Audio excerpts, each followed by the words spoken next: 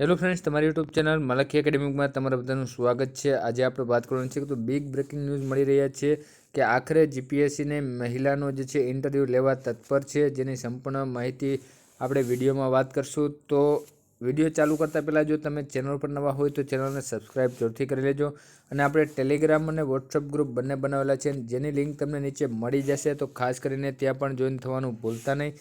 તો ચાલો આપણે વિડીયોની શરૂઆત કરીએ।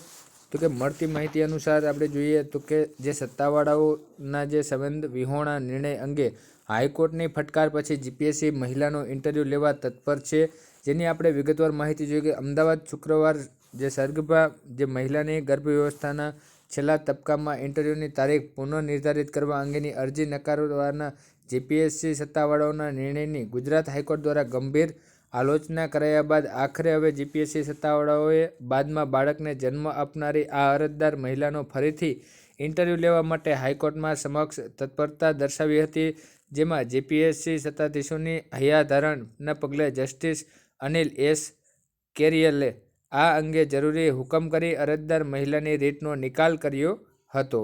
અગાઉ ગર્ભ વ્યવસ્થાના છેલ્લા તબક્કામાં ઇન્ટરવ્યૂની તારીખમાં ફેરફાર કરવા જીપીએસસીએ ઇનકાર કર્યો હતો।